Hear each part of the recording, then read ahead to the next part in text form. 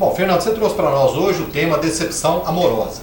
É muito importante a gente ressaltar, porque, acredito eu, quem nunca passou por uma decepção, seja no namoro, no noivado e no casamento. Então, eu vi aqui o artigo, inclusive, da sua esposa, a psicoterapeuta também, Eliana Barbosa, um assunto bastante interessante, inclusive já publicamos na página da TV+, o pessoal que quiser ter acesso, pode ir lá também, dar uma lida no artigo, muito importante, né, Fernando? Exato, esse artigo aí foi tirado da revista Maluco, que é aquela revista semanal. Então, ô Faria, essa questão da decepção amorosa, ela é muito comum na vida dos seres humanos. Por quê? Porque o ser humano, quando ele vai entrar lá em relacionamento com outra pessoa, relacionamento conjugal, quando ele namora uma pessoa, ele esquece que aquela outra pessoa que ele está buscando, aquela pessoa é um ser humano. Tá? E todo ser humano é passível de engano, passível de erros. Tá? E geralmente numa relação amorosa, as pessoas, os namorados, eles sempre estão buscando o quê? Uma outra pessoa para completar ela. Isso é o maior erro. Tá certo? É o maior erro. É o maior erro. A pessoa ela tem que buscar um companheiro, mas não para te completar, mas um companheiro de vida, para que os dois cresçam juntos. Que some qualidades. Exato, e não que um sirva de muleta para o outro. Tá certo? A maioria dos casamentos, eles são feitos nessas bases. A pessoa procura uma pessoa diferente dela, quer dizer, diferença. Às vezes eu pergunto para a pessoa, tá lá naquele rolo lá com o marido, a esposa, eu falei, mas ele é seu melhor amigo? Nunca foi. Eu falei, então, quer dizer, não existe casamento. Tá? E assim, você esperava que ele ia mudar depois de casar? Ah, eu esperava, ele tinha os defeitos dele e tal. Mas aí eu falei, quando eu casar, vai mudar tudo. Eu falei, isso é lei do engano. Isso é outra ilusão que as pessoas têm. Se o sujeito, por exemplo, antes de casar, ele gosta de beber uma pinga no barzinho no fim de semana, gosta de jogar com os amigos, tal, coisa e tal, depois que casar, Faria, geralmente, o que acontece? Aquele defeito que ele tem, ele vai triplicar. Por quê? Porque antes de casar, a pessoa usa uma máscara, tá? Que é normal. Isso não é absolutamente normal. Usa uma máscara. E ali ele está tentando agradar outra pessoa. Tentando. Aí o que acontece? Casou, a hora que o juiz vai lá e fala, ó, eu vos declaro marido e mulher. Pronto. O sujeito tira a máscara, a mulher também tira a máscara, tá certo? Então os defeitos que as pessoas tinham antes, eles vão aparecer muito mais. Tá? Então a pessoa tem que entrar no relacionamento 100%, viu, Faria? Ela tem que ter muita autoestima, tá? Tem que trabalhar a autoestima. Primeiro se gostar, se amar, para depois gostar da outra. Isso, porque não tem jeito, viu, Faria? A pessoa querer amar um outro se ela não se ama. Tá? Da mesma forma que não tem jeito da pessoa querer perdoar o outro se ela não se perdoa. Tá? Então primeiro ela tem que se amar. E ela estando 100% nesse amor, aí ela vai achar uma outra pessoa, isso é a lei da atração, ela vai achar uma outra pessoa 100%. Olha, Fernando, você falava para mim aqui, inclusive vale ressaltar, um dia, para quem não acompanhou por isso a notícia, na presença que o Fernando comentou, de que os opostos não se atraem, ao contrário do que muita gente fala, né? Os opostos se atraem. Isso. Como é que é aquela história? Gente, na física acontece isso, os opostos se atraem. No casamento, muitas vezes, marido e mulher, o sujeito está se encontrando com outra pessoa, no primeiro momento, viu, Faria? No primeiro ano, pode ser que atrai um pouquinho. Que a pessoa vê o outro lá, o outro é meio atirado, é aquilo, é coisa, eu não sou. Eu sou tímido. Eu quero uma pessoa mais atirada. Que vai me compensar. Isso. Mas o que acontece, Faria? Passa ali 1 ano, 2 anos, pronto, aquilo ali já começa a ser uma diferença que não tem jeito de arrumar. Tá? Porque o que faz um casamento durar é o quê? São as coisas, pontos de semelhança entre um e outro. Então, por exemplo, se eu gosto de ler, eu não vou procurar uma pessoa que não gosta de leitura, porque senão vai dar problema lá na frente, tá certo? É por isso que a pessoa tem que ver o estilo de vida do parceiro. Se ela gosta daquele estilo de vida, tem uma chance muito grande de dar certo. Dá para se adaptar. Exatamente. Agora, se o estilo de vida do parceiro for completamente diferente dela, vai dar problema lá na frente. Com certeza. Todos os problemas que a gente vê em consultório, há tantos anos que eu mexo com isso, é tudo por causa dos opostos. Ah, eu não aguento esse sujeito, ele gosta de ir para o futebol, eu não gosto. Tá certo? Ele gosta de rodeio, eu não gosto. Isso acontece praticamente em todas as faixas etárias, senhor? Ah, acontece. Esse tipo de engano, entendeu? Acontece em toda a faixa etária. Principalmente na juventude, tá? Porque o jovem, ele, por ter menos experiência, tá certo? Então ele é mais empolgado. No caso, então, de um rapaz mais novo e a mulher mais velha? Ó, não tem problema nenhum, tá? No relacionamento. Agora, o que a mulher não pode fazer é querer transformar aquele cônjuge dela, que é bem mais novo, em filho, tá? Porque o que acontece muito é isso. A mulher mais velha, bem mais velha, às vezes ela quer namorar um sujeito mais novo por causa de filho, tá? Então ela transforma aquele maridinho em filho. E o inverso? E o inverso? E o inverso também é a mesma coisa, tá? Muitas vezes a mulher, a jovem, por exemplo, tem lá seus 20 anos. Ela quer só namorar um homem de 40 e 50 anos. Tá? Na realidade, o que ela tem? Ela tem um problema com o pai. Tá? O pai deve ser um sujeito muito enguiçado. Tá certo? E aí o que acontece? Ela vai buscar num companheiro, num namorado, num cônjuge, o quê? Aquele pai afetivo que ela não teve. Tá? E aí vai quebrando a cara lá na frente também.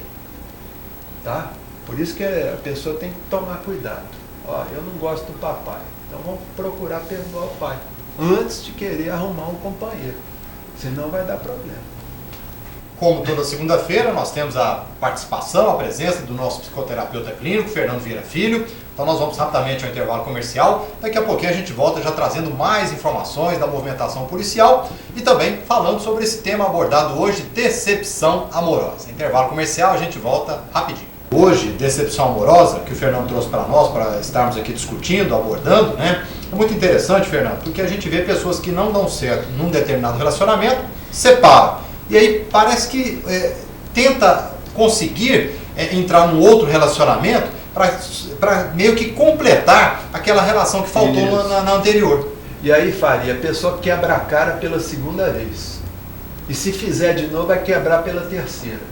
Porque a pessoa tem que entender o seguinte, o que vai consertar um relacionamento que não der certo, não é outro relacionamento.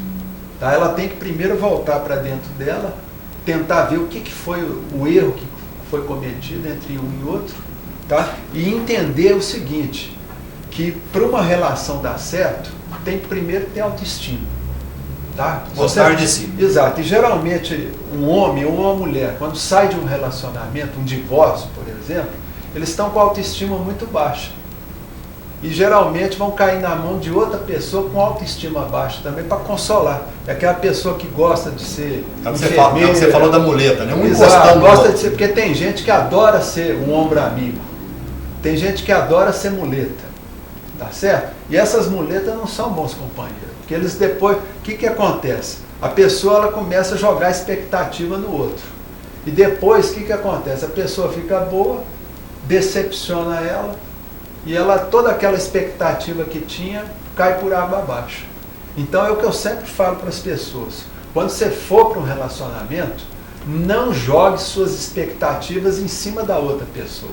Em cima do parceiro, do companheiro ou da companheira. Tá? Expectativa a gente tem que jogar em cima da gente, e não em cima dos outros. Dos outros a gente só tem que lembrar uma coisa, ó, é ser humano. E se é ser humano, está passível de engano, está passível de erro. Tá certo? Para a gente não ficar toda hora decepciona. Com certeza. Bom, Fernando, um outro questionamento dentro do tema proposto da decepção amorosa é a questão, às vezes, da pessoa se relacionar com um companheiro ou uma companheira que, no caso, possui algum problema. A gente conversava nos bastidores aqui durante o intervalo, é a questão, por exemplo, de um usuário de drogas. Muito comum isso. Você tem ali um usuário de drogas, aí arruma uma companheira e ali é um fardo tremendo que ela vai ter que carregar. Os problemas dela aliados ao problema dele.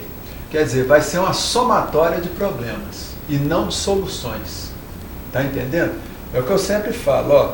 A mulher, muitas vezes, ela tem um sentido maternal muito aguçado, tá certo? E muitas vezes ela vê um sujeito lá que é ex-usuário de droga, muitas vezes, né? O sujeito está parando com as drogas. Porque, na realidade, o usuário de droga, ele nunca vai curar do vício, tá? O usuário de droga, ele vai controlar o vício, tá? É igual um professor meu falava, que o usuário de droga, ele tem que colocar o leão para dormir. O leão é a droga. Ele tem que colocar o vício para dormir. Tá certo? E manter ele dormindo a vida inteira. Porque o dia que a pessoa, por exemplo, usar um pouquinho, volta tudo. Tá? Então a mulher, por exemplo, que ela se liga a um companheiro que é ex-usuário, que é ex-alcoólatra, ela tem que tomar cuidado. Tá certo?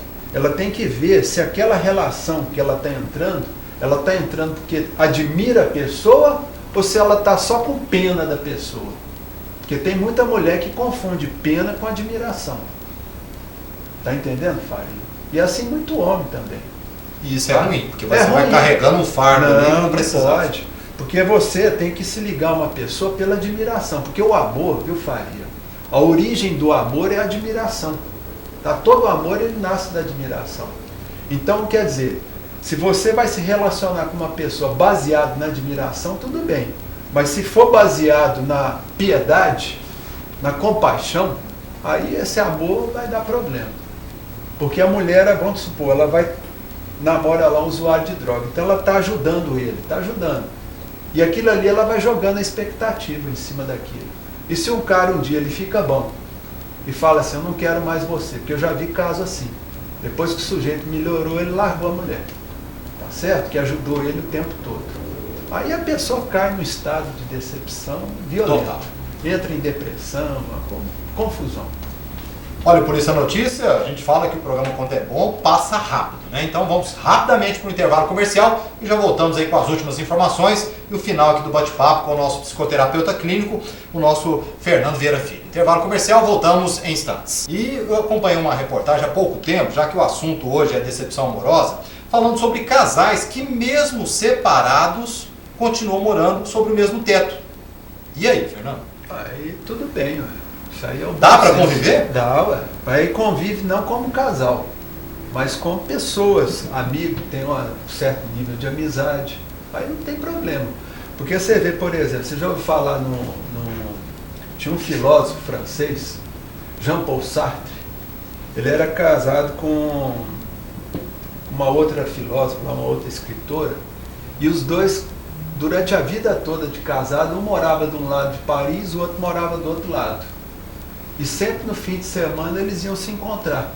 Um fim de semana encontravam na casa de um, outro fim de semana na casa de outro. E viveram felizes para sempre. Você está entendendo? Eles falam muito disso, né? O tal do modelo americano, muito usado hoje. Se casam, mas moram separados. Isso. Nesse caso específico aqui, até mostrou um casal que já estão juntos há muitos anos, para mais de 20 e tantos anos, mas que combinaram entre si, Fernando, simplesmente um quesito básico, né? De que nem ele levaria alguém lá dentro da casa e nem ela alguém dentro da casa. Continuariam morando juntos, sendo amigos, até por conta dos filhos, mas com esse compromisso. Então, esse é o bom senso. Tá? Se a pessoa der conta de fazer isso, tá beleza.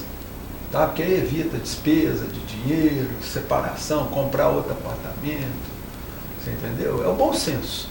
Então, quer dizer, numa separação, o que é o casamento, Fábio? Casamento não é um contrato? Tá certo? Que você faz lá, o juiz dá o ok e tal. Quer dizer, como todo contrato, qual que é a base do casamento? É o amor. Se não tem amor, não tem casamento. Então que desfaça o contrato. Tá entendendo? E se puder viver ali junto, como amigo, não tem problema nenhum. O importante é não ficar brigando. Com certeza. Tá? Principalmente. Isso. Principalmente. Fernando, no programa anterior você comentou sobre o TOC, né? A gente trouxe isso como tema, o transtorno obsessivo compulsivo. E aí é muito importante a gente ressaltar, tem o TOC que a pessoa conhece, que o companheiro conhece, aquele TOC que às vezes a pessoa não comenta, fica meio que guardando, não quer passar isso para frente. Quando existe essa questão do TOC e o companheiro sabe, como é que é a relação ali? Pode permanecer juntos ou você acha que é um fator para complicar? Ô Faria, não é fácil para o companheiro, tá? Porque o TOC não tem como a pessoa ficar escondendo também, tá? Porque o TOC é igual nós falamos, tem a questão obsessiva e tem a questão compulsiva. Então aquilo que a gente vê do TOC é exatamente a compulsão, que são aqueles rituais, aquelas manias, o sujeito fica trocando de lugar. Então quer dizer, se o companheiro está vendo, a primeira coisa que o companheiro tem que fazer é o seguinte, ó, você tem uma doença, tá? Um transtorno mental, e esse transtorno mental tem que ser tratado. Existem profissionais que trabalham com isso? Existe. Então você vai marcar uma consulta com um profissional. Se precisar tomar medicamento, você vai tomar. Porque se você não quiser tratar, eu não vou ficar com você. A pessoa tem que ser exigente. Tá? O cônjuge tem que ser exigente. E se a família insistir, o pai ou a mãe daquela pessoa? Manda a família pentear macaco. Tá certo? Manda a mamãe. Porque geralmente, o sujeito quando tem uma doença mental e não é tratada, isso é problema da mamãe, que não deixa, o papai lá que não tratou quando era jovem e tal. Se eles ficarem insistindo, fala assim, então é o seguinte, a mercadoria está com defeito. Eu devolvo para a fábrica. Quem é a fábrica? É a mãe. Quer dizer, foi a mãe que criou aquele problema, ela que resolve. Tá? E sem meias palavras. Até tá? Porque quem está convivendo ali é a pessoa, né? Claro, isso é chantagem. A mãe fala, não, meu filhinho precisa de você. Sem você ele vai ficar triste, vai ficar mais doente ainda. Fala, minha senhora, eu não sou profissional dessa área. Eu não sou enfermeira, eu não sou médica, eu não sou psicóloga, tá certo? Então, quer dizer, eu não vou arcar com esse peso, com essa responsabilidade. Exige. Fala, ó, ou você trata, ou eu tô fora. Tá certo. É o que a mulher geralmente tem que falar para o marido que é alcoólatra. Ou você trata, procura um profissional para tratar, ou eu tô fora desse casamento. Gente, se as mulheres soubessem ter essa atitude, ó, as cadeias iam estar bem mais vazias. Os crimes passionais não iam acontecer tanto. Tá? Olha, vale ressaltar que são vários. A gente São traz aqui todas as ocorrências que estão registradas aqui na cidade de Uberaba, no âmbito de Uberaba, porque realmente são vários procedimentos que são feitos com relação a atritos de casal que acabam terminando em consequências mais graves. Né, Fernando? Exato. E tudo por quê? Porque um dos cônjuges, ele permite. Não pode permitir. Se o sujeito, por exemplo, um homem, por exemplo, ele dá um tapa na cara da mulher, a mulher já tem que fazer ocorrência logo. Tá certo? E não aceitar isso. Se ela aceitar, mais na frente pode acontecer uma coisa pior. Com certeza.